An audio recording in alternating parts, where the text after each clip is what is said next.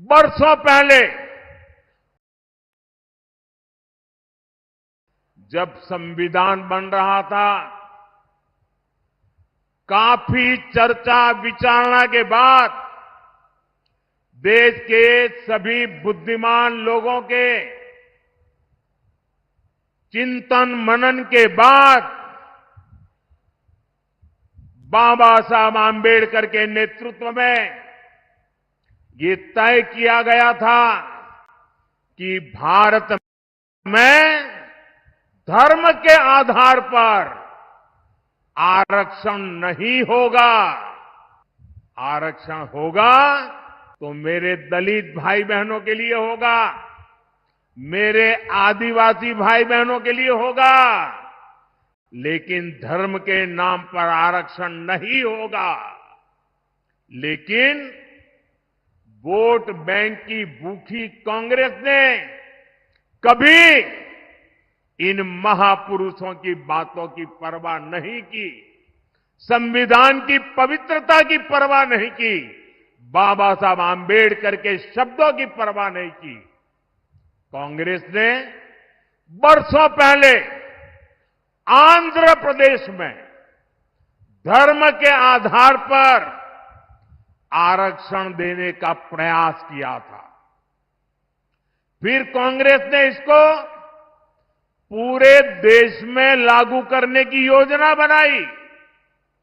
इन लोगों ने धर्म के आधार पर 15% आरक्षण की बात कही और ये भी कहा कि एससी, एसटी, ओबीसी का जो कोटा है उसी में से कम करके, उसी में से चुरा करके ये धर्म के आधार पर कुछ लोगों को आरक्षण दिया जाए।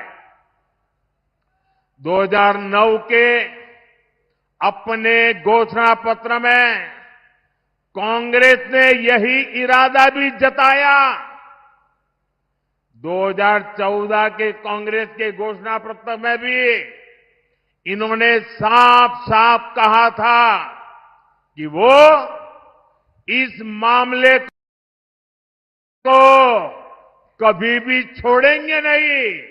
मतलब धर्म के आधार पर आरक्षण देंगे, अगर दलितों का, आदिवासियों का आरक्षण कट करना पड़े तो करेंगे। कई साल पहले कांग्रेस ने कर्नाटका में धर्म के आधार पर आरक्षण लागू भी कर दिया था। जब वहां बीजेपी सरकार आई तो हमने संविधान के विरुद्ध, बाबा साहब आंबेडकर की भावना के विरुद्ध कांग्रेस ने जो निर्णय किया था उसको उखाड़ करके फेंक दिया और दलितों को, आदिवासियों को, पिछड़ों को उनका अधिकार वापस दिया।